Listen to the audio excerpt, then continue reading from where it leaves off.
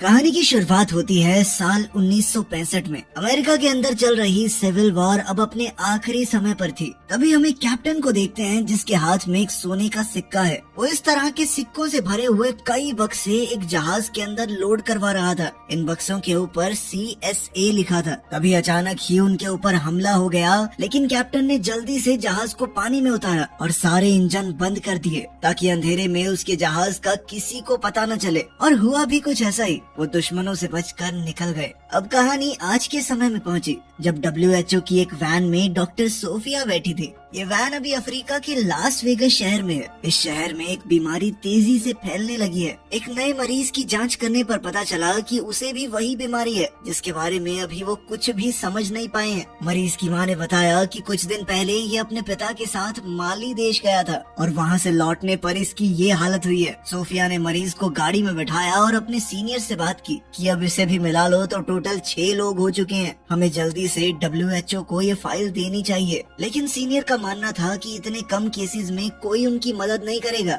Sophia अब माली देश जाकर ये पता लगाना चाहती थी कि वहाँ ऐसा क्या है कि लोग बीमार पड़ रहे हैं। माली देश में इस वक्त अंदरूनी जंग चल रही थी और सीनियर ने कहा कि कोई भी तुम्हें ऐसे खतरनाक हालातों में उस देश में जाने की परमिशन नहीं देगा। इसी दौरान एक नकाबपोश आदमी उनके ऊपर नजर रखे हुए था। शायद उसे इन डॉक्टरों का यहाँ आना पसंद नहीं है। तभी सोफिया को ध्यान आया कि मरीज के पिता का भी सैंपल ले लेना चाहिए। इसके बाद सोफिया लाइट हाउस की तरफ निकल गई जहाँ वो काम कर रहा था। वहाँ पहुंचकर सोफिया ने देखा कि उसकी भी बिल्कुल वैसी ही हालत है जैसी उसके बेटे की थी, बल्कि वो तो जान गंवा चुका है इस बीमारी से। सोफिया ने चुपचाप उसका सैंपल लिया और बाहर आ गई। इसी बीच पास के समुद्र में एक आदमी बोटिंग कर रहा था और नकाबपोश आदमी जो दूर से डॉक्टर्स को देख रहा था, उसने अचानक सोफिया पर हमला कर दिया। लेकिन इस बोटिंग कर रहे आदमी ने तभी वहाँ आकर सोफिया को बचा लिया। लेकिन इसी हाथापाई में वो नकाबपोश आदमी सोफिया का बैग लेकर वहाँ से भाग गया।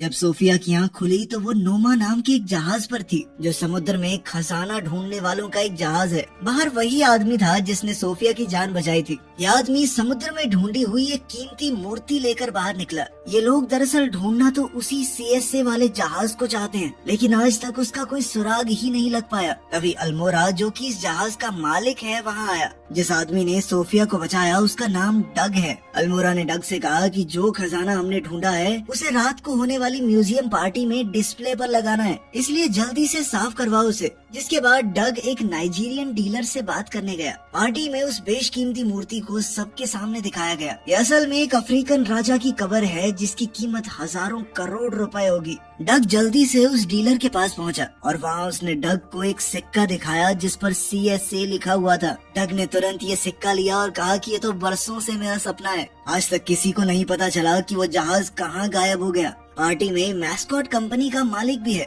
जिसने खजाने की खोज पर पैसा लगाया था। इस आदमी की माली देश में काफी अच्छी जान पहचान है, इसलिए सोफिया ने उससे मदद मांगी वहाँ पहुँचने के लिए। कंपनी के मालिक ने कहा कि वहाँ जाने में बहुत खतरा है, लेकिन अगर वो फिर भी जाना चाहती है तो वो रास्ता निकालने की कोशिश करेगा। कुछ देर में डग भी वहाँ आ गया और उसने CSA का वो सिक्का जेम्स को दिखाया। उसने ये भी बताया कि ये सिक्का माली में रहने वाले एक आदमी को मिला है और डग का मानना है कि उस जहाज का मलबा भी माली में ही कहीं मौजूद होगा। जेम्स ये सुनकर काफी खुश हो गया और उसने डग और अल्मोरा को 3 दिन के लिए माली जाने की इजाजत दे दी। वहाँ जाकर वो इस जहाज को ढूंढने की पूरी कोशिश करेंगे और अगर जरा सा भी कुछ सुराग मिला तो फिर पूरा ऑपरेशन स्टार्ट हो जाएगा जहाज को ढूंढने का।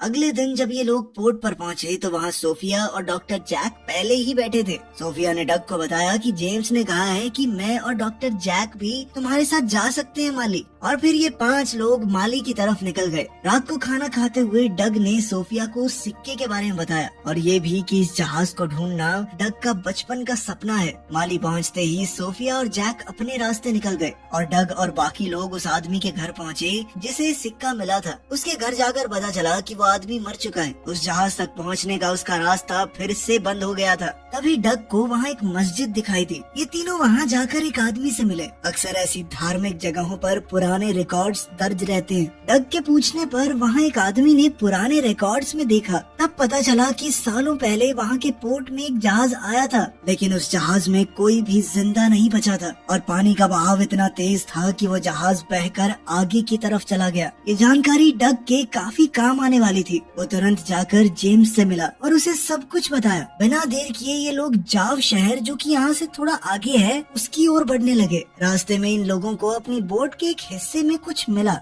थोड़ी जांच करने पर पता चला कि ये खास तरह की मिट्टी है जो कि जंग भी हो सकता है, लेकिन डग ने कहा कि बहते पानी में इस तरह की मिट्टी का मिलना आम बात नहीं है। ये एक सोचने वाली चीज थी। तभी अचानक एक मिलिट्री बोट उनकी तरफ आने लगी। ये ऑफिसर बार बार एक ही बात पूछ रहे थे कि वो डॉक्टर अभी कहाँ हैं जो तुम्हारे साथ यहाँ पर आए हैं। यहाँ के राजा को पता चल चुका था कि उसके देश में 2 फिरंगी डॉक्टर आए हैं ताकि वो उस बीमारी की तह तक जा सकें जो वहाँ आसपास फैली हुई है। राजा ने ऑर्डर्स दिए थे कि उन्हें जल्द से जल्द रोका जाए, वरना बहुत बड़ी परेशानी हो सकती है। डग समझ गया कि कुछ तो गड़बड़ जरूर है, वरना इन्हें डॉक्टर से क्या दिक्कत। डग ने जवाब दिया कि सर, हमको ज्यादा इंग्लिश नहीं आती है, तो बोट साइड में लगा के बात करते हैं। डग ने उनकी ओर एक रस्सी फेंकी जो उन्होंने अपनी बोट पर बांध ली, जिसके बाद डग ने अपने दोस्तों को इशारा किया कि फुल स्पीड में दौड़ाओ, और एक ही झटके में ऑफिसर्स की बोट पलट गई। डग ने जल्दी से वो रस्सी भी काट दी और फिर वो लोग वहाँ से भाग गए। लेकिन मुश्किल अभी खत्म नहीं हुई थी। कुछ ही दूरी पर 2 और बोट्स उनका इंतजार कर रही थी और वो उन्हें देखते ही गोलियां चलाने लगे। डग समझ गया कि अब तो हमें बोट से कूदना होगा, वरना जान बचने वाली है नहीं। कूदने से पहले उन्होंने फ्यूल टैंक में चीरा लगा दिया ताकि जबरदस्त धमाका हो। जब दूसरी बोट उनके करीब आई तो तीनों पानी में कूद गए। ऑफिसर्स ने बोट पर गोलियां चलाई और लीकेज की वजह से एक जबरदस्त धमाका हुआ, जिसमें सारे के सारे पुलिस वाले मारे गए। जल्द ही ये तीनों नदी से निकलकर किनारे पर बने एक घर में पहुंचे। रूडी ने डग से पूछा कि अब तो हमारे पास बोट भी नहीं है, तो जहाज को ढूंढने का काम बंद कर देंगे क्या? डग ने कहा कि उसे बाद में ढूंढेंगे, पहले तो हमें उन डॉक्टरों की जान बचानी होगी। अगर इनके हत्थे चढ़ गए तो मार देंगे दोनों को। डग ने रूडी से कहा कि तुम जल्दी से बॉर्डर पार करके अल्मोड़ा के पास जाओ, और वो खुद जेम्स के साथ दोनों डॉक्टरों को ढूंढने निकल गया। वहाँ दोनों डॉक्टर्स एक गांव में पहुँचे जहाँ एक भी आदमी नहीं दिख रहा था। उन्होंने बहुत ढूंढा लेकिन हर तरफ सन्नाटा था। सोफिया को एक घर में लोगों की लाशें मिली और इन सभी लोगों की मौत भी उसी बीमारी से हुई थी। सुबह होते ही दोनों ने सारी लाशों को दफना दिया। उधर रूडी ने भी छुपकर बॉर्डर पार कर लिया। सोफिया को गांव में एक कुआं मिला और उसने सोचा कि शायद इसके अंदर कुछ मिले, तो उसने अंदर जाने की तैयारी शुरू की। नीचे पहुंचकर जब वो पानी का सैंपल लेने लगी, तभी जैक ने बताया कि ऊपर कुछ मिलिट्री वाले आए हैं, और फिर गोलियां चलने की आवाज आई और जैक को छोड़कर उन्होंने बाकी सबको मार दिया। कुएं के अंदर सोफिया डरी हुई छुपी रही। तभी वहाँ एक हेलीकॉप्टर लैंड हुआ जिसमें माली देश का राजा काजिम वहाँ आया। काजिम ने जैक से पूछा कि लेडी डॉक्टर कहाँ पर है। चॉपर की आवाज सुनकर डग और जेम्स को भी पता चल गया कि डॉक्टर आसपास ही होंगे, लेकिन काजिम बहुत गुस्से में था। उसने जैक को गोली मार दी और अपने आदमियों को ऑर्डर दिया कि सोफिया को जल्द से जल्द ढूंढा जाए। डग और जेम्स पास ही में छुपकर ये सब कुछ देख रहे थे। काजिम के आदमी आसपास सबको मारने लगे। एक बार तो डग की जान भी खतरे में आ गई, लेकिन पीछे से सोफिया ने आकर काजिम के आदमी को मार दिया। अपने सीनियर डॉक्टर जैक की मौत से सोफिया को बहुत गहरा सदमा पहुंचा, लेकिन डग ने कहा कि जल्द से जल्द यहाँ से निकलना होगा क्योंकि ये जगह बिल्कुल भी सुरक्षित नहीं है। अब वो तीनों काजिम के मिलिट्री एरिया से निकलकर एक दूसरी जगह पहुंच गए, लेकिन ये लोग जहाँ पहुँचे हैं ये और भी ज्यादा खतरनाक है। तभी वहाँ कुछ घुड़सवार आए और इन तीनों को बंदी बना लिया और अपने राजा गॉडिगो के पास ले गए। गॉडिगो ने उनसे पूछा कि यहाँ तुम क्या करने आए हो? सोफिया ने बताया कि मैं एक डॉक्टर हूँ और एक बीमारी फैली हुई है आपके इलाके में, उसकी खोज कर रही हूँ। बीमारी का नाम सुनकर उसे एक कमरे में ले जाया गया जहाँ न जाने कितने लोग उसी बीमारी से मर चुके हैं। सोफिया ने जांच करके कंफर्म किया कि हाँ, इन सब की मौत भी उसी बीमारी से हुई है। उसी का पता लगाने आई हूँ मैं यहाँ पे। थोड़ा सोचने के बाद गॉडिगो ने उन सबको अपने शहर में रहने की इजाजत दे दी। इसके बाद सोफिया ने वहाँ के पानी की जांच की तो पता चला कि उस जगह का पानी जहरीला हो चुका है और ये नेचुरल तरीके से नहीं हो सकता। इस पानी में जरूर जानबूझकर कुछ मिलाया गया है। यही बात उन्होंने राजा को बताई और कहा कि पानी में ये जहर कहाँ से आ रहा है, इस बात का पता लगाना ही होगा। राजा ने भी हामी भरते हुए कहा कि जल्द से जल्द पता लगाओ। तुम्हारे तुम्हारी जितनी मदद मुझसे हो पाएगी मैं करूँगा। इसके बाद जेम्स वहाँ के बच्चों के साथ फुटबॉल खेल रहा था। जब बॉल थोड़ा आगे चली गई तो वो उसका पीछा करते हुए एक अनोखी जगह पर पहुँचा। इस जगह पर तो अलग सी पेंटिंग्स बनी हुई थी और ताज्जुब की बात यह है कि इन पेंटिंग्स में उस जहाज का जिक्र है जिसे वो ढूंढते हुए यहाँ पर आए हैं। पता चला कि वो यहीं पर किसी सूखे रेगिस्तान में दबा हुआ है। सोफिया और डग भी वहाँ इसे देखने पहुँचे। डग ने बताया कि आज से 200 साल पहले इस जगह पर एक नदी थी, लेकिन आज वो नदी सूख चुकी है। अब वो तीनों ही नदी को ढूंढने की तैयारी में लग गए। अभी वो लोग इस नदी को ढूंढने का प्लान बना ही रहे थे कि तभी उन्हें इस पेंटिंग में एक किला दिखाई दिया। मतलब इस नदी के आसपास कोई किला भी था और डग का मानना है कि हो सकता है जो पानी इस गांव में आ रहा है, जहरीला पानी, वो उसी नदी का हो। नदी पूरी तरह से सूखी ना हो, उसका पानी नीचे ही नीचे चल रहा हो। अब इन तीनों ने नदी की तरफ बढ़ने का सफर शुरू किया, उस रास्ते पर जहाँ 200 साल पहले नदी हुआ करती थी। जल्द ही उन्हें वो किला भी दिख गया। इस किले पर चढ़ने के बाद उन्हें एक सोलर प्लांट दिखाई दिया जो कि मैस्कॉट कंपनी का था। लेकिन ऐसी सुनसान जगह पर एक सोलर प्लांट के होने का कोई मतलब समझ नहीं आया। डग को कुछ दूरी पर एक ट्रेन दिखाई दी। ये लोग धीरे धीरे ट्रेन की तरफ बढ़े और चालाकी से ट्रेन के अंदर घुस गए। वहीं रूडी अब अल्मोड़ा के पास पहुंच चुका था। रूडी को अपने कपड़ों पर वैसे ही लाल जंग का सैंपल मिला जो उन्हें माली में अपनी बोट पर मिला था। जब रूडी ने सैंपल की टेस्टिंग की और रिजल्ट अल्मोड़ा को दिखाया तो वो ये देखकर हैरान रह गया। वहीं सोफिया, जेम्स और डग उस प्लांट के अंदर पहुंच गए। अंदर जाकर उन्हें समझ आया कि ये प्लांट एक रेडियो एक्टिव केमिकल बनाने के लिए काम कर रहा है, जो कि यहाँ मौजूद तेज सूरज की रोशनी की वजह से बहुत जल्दी बनकर तैयार हो जाएगा। तभी वहाँ सोफिया की नजर कुछ कंटेनर्स पर पड़ी जिन्हें अंडरग्राउंड ले जाया जा रहा था। इन तीनों ने उस आदमी का पीछा किया और जब बेसमेंट का दरवाजा खुला तो तीनों देखते ही रह गए। इस बेसमेंट में हजारों टन के हिसाब से रेडियो एक्टिव और जहरीले केमिकल सालों से पड़े हुए थे। कुछ कंटेनर तो दिख रहा है कि लीक भी कर रहे हैं, जो कि जमीन के अंदर रिसते हुए नीचे से बहने वाली नीरजा नदी में मिल रहे होंगे। और इस नदी का पानी माली का पूरा देश पीता है। इसी वजह से ये बीमारी इतनी तेजी से फैल रही है। वहाँ अल्मोड़ा और रूडी उस रिपोर्ट को लेकर यूएस एम्बेसी पहुँचे। ये रिपोर्ट देखकर यूएस एम्बेसी के आदमी को भी विश्वास नहीं हुआ कि ऐसा कुछ भी हो सकता है। वहीं जेम्स अपने दोस्तों के साथ प्लांट से भाग ही रहा था कि तभी मैस्कॉट के लोगों ने उन्हें पकड़ लिया। मैस्कॉट ने सोफिया से पूछा कि तुम लोग यहाँ क्या कर रहे हो और इस जगह का तुम्हें पता कैसे चला। सोफिया ने मैस्कॉट से कहा कि तुम इस प्लांट में जो भी कर रहे हो उससे लोगों की जान जा रही है। जिस पर मिस्टर मैस्कॉट ने कहा कि वो ऐसा कुछ नहीं कर रहा, बल्कि हम तो जहरीले केमिकल्स को आग में जला रहे हैं, खत्म कर रहे हैं। सोफिया ने उसे बताया कि जो केमिकल तुमने बेसमेंट में स्टोर किए हैं वो नदी में मिल रहे हैं जाकर, जिसे लोग पीकर बीमार पड़ रहे हैं। ये सुनकर तो मिस्टर मैस्कॉट भी डर गया कि कहीं ये सच तो नहीं। अब वो लोग डग और जेम्स को बांधकर कहीं ले जाने लगे। डग ने दिमाग चलाया और सोने के सिक्के की मदद से ट्रक के पीछे का दरवाजा खोल दिया, जिससे वो लोग ट्रक से अलग हो गए। मिस्टर मैस्कॉट जल्द से जल्द काजिम से मिला और जो बात भी सोफिया ने उसे बताई थी मैस्कॉट ने काजिम को बताई। काजिम ने कहा कि अगर उसे चिंता है तो प्लांट को बेशक बंद कर दे, लेकिन उसके पैसे उसे हर महीने मिलने चाहिए। उसे फर्क नहीं पड़ता लोगों के मरने से। डग और जेम्स अब इस रेगिस्तान में भटक रहे थे।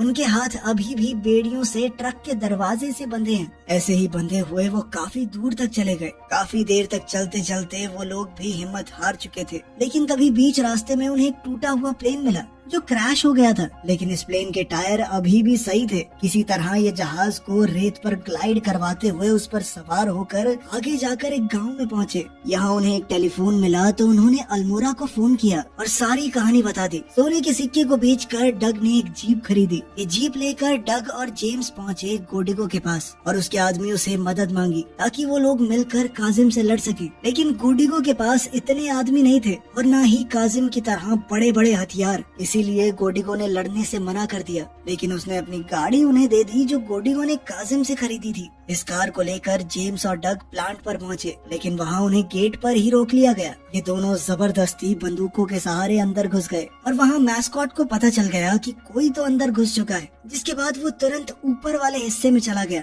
डग और जेम्स जैसे ही अंदर गए उन्हें देखकर हैरानी हुई कि पूरा प्लांट खाली हो चुका था। तो जेम्स ने कहा कि शायद मैस्कॉट को यकीन हो गया है कि उसकी वजह से लोग मर रहे हैं और ये बात अमेरिका तक पहुंच गई होगी, इसीलिए ये इस प्लांट का नामो निशान खत्म करना चाहते हैं। हैं। जेम्स जल्दी से नीचे जाकर वो विस्फोटक ढूंढने गया जिसकी मदद से ये लोग इस प्लांट को उड़ाने की कोशिश कर रहे होंगे। तभी वहाँ एक हेलीकॉप्टर लैंड हुआ। मैस्कॉट जबरदस्ती सोफिया को लेकर उसमें बैठ गया। वो निकल ही रहे थे कि तभी वहाँ डग आ गया। डग ने मैस्कॉट को पकड़ ही लिया था, लेकिन तभी पीछे से मैस्कॉट का एक आदमी आ गया और उसने डग को रोक लिया। उधर सोफिया समय रहते हेलीकॉप्टर से कूद गई। नीचे जेम्स को वो बम एक कंटेनर में मिल गया और उसने बम वहाँ से निकाल कर अपने बैग में रख लिया। इसी दौरान मैस्कॉट ने चॉपर में बैठकर अपने प्रोग्राम से सोलर प्लांट को सूरज की तरफ कर दिया। अब सभी सोलर पैनल बहुत तेजी से काम करने लगे, लेकिन जेम्स की काबिलियत की वजह से कोई धमाका नहीं हुआ क्योंकि जेम्स ने बम डिस्कनेक्ट कर ही दिया था। मैस्कॉट को ये देखकर बहुत गुस्सा आया। सोफिया और डग ने मैस्कॉट के आदमी से छुटकारा पाया और फिर ये तीनों कार में बैठकर वहाँ से निकल गए क्योंकि अभी उन्हें यहाँ से बहुत दूर जाना है। लेकिन तभी काजिम का हेलीकॉप्टर उनका पीछा करने लगा। काजिम उनके ऊपर गोलियां बरसाने लगा। डग ने जेम्स से कहा कि जो भी तुझे विस्फोटक बेसमेंट में मिले थे उन्हें बाहर फेंकना शुरू कर दे। जब जेम्स ने ऐसा किया तो जहाँ जहाँ काजिम की गोलियां लगती रही वहाँ वहाँ धमाके होते रहे। इतना ज्यादा धुआं और धूल उड़ गई कि काजिम को अपना हेलीकॉप्टर मोड़ना पड़ा। लेकिन इन धमाकों की वजह से कुछ ऐसा हुआ जिसकी उन्हें उम्मीद ही नहीं थी। उस जगह से रेत खिसक गई और वो जहाज जो नीचे दबा हुआ था ऊपर आ गया।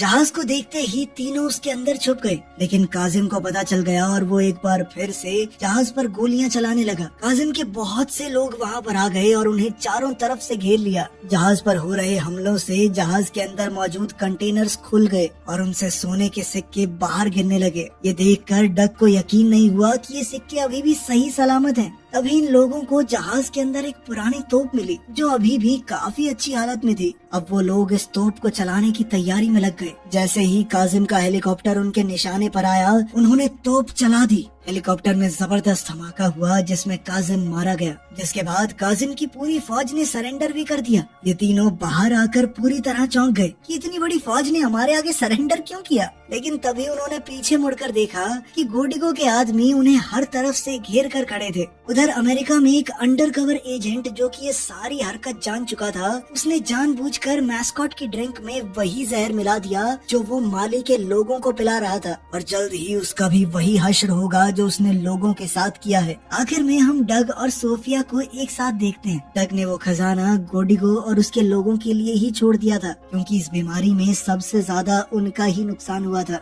और उनकी जमीन है, खजाने पर हक भी उनका ही बनता है। वीडियो पसंद आई तो लाइक कर देना, चैनल को सब्सक्राइब कर देना। मिलते हैं अगली वीडियो में।